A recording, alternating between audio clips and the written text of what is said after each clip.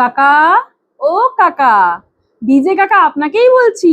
কলকাতার বিখ্যাত ভাটবাজ ডিজে কাকা, যে নিজেকে একদম বিশাল বেতাজ বাদশা ভাবে, যার 800 কোটি 1000 কোটি নাকি ফেস ভ্যালু। কাকা, এরকম ভাবে কান ধরে উঠবোস করতে হচ্ছে কেন?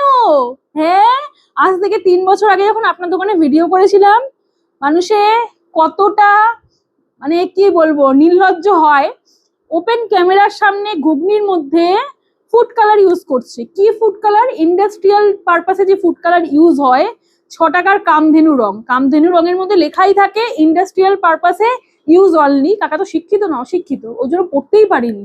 ওপেন ক্যামেরার সামনে সেই কালার ইউজ করে দিল। তারপরে ভিডিও যখন আমার পাবলিশ হলো, আমাকে ফোন করে কত কিছু বলা, আমি দেখে নেব, কোনো দোকানদার ঢুকতে দেবে না, কোনো রেস্টুরেন্টের ওনার ঢুকতে দেবে না, আমার দোকানে তো ঢুকতে দেবই না, কোনো রেস্টুরেন্টের ওনার ঢুকতে দেবে না, দেখে নি কি করে ভিডিও করো, কত কিছু ফোন। তারপর আবার মেসেজ।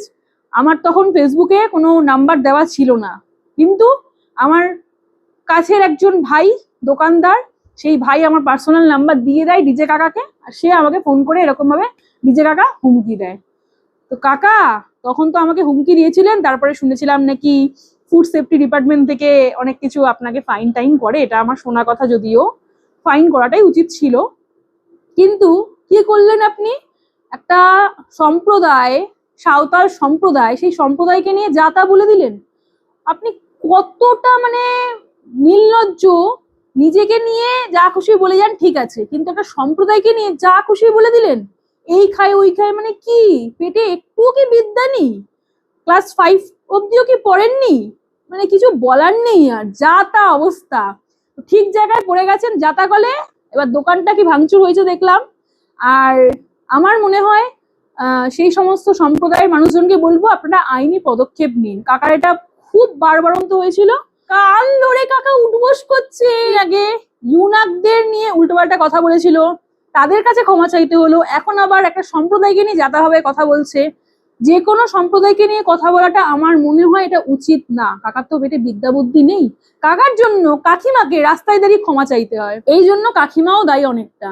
কারণ কাকিমা যখন দেখতে পাচ্ছে বাচ্চা বাচ্চা মেয়েদের সঙ্গে কাকা ভুড়ি নাচিয়ে রিলস বানাচ্ছে, যা তা করছে, তখন কাকিমা কিছু বলতে পারে না। আমার বর তো এরকম করলে সিরিয়াসলি বরের অবস্থা খারাপ হয়ে যাবে।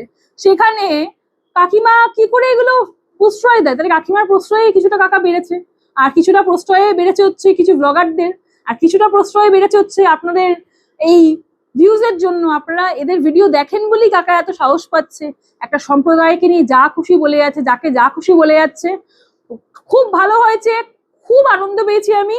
কাকার এই, আমি কোনো দোকানদারের ক্ষতি চাই না, কিন্তু কাকার যে বাড়ন্ত ছিল সেটা কমাটা খুব দরকার ছিল। এটা অনেকদিন আগে হওয়াটা উচিত ছিল, যেটা এখন হচ্ছে। তো আমি সেই সম্প্রদায়ের মানুষজনকে রিকোয়েস্ট করবো, আপনারা কিন্তু অবশ্যই আইনি পদক্ষেপ নেবেন।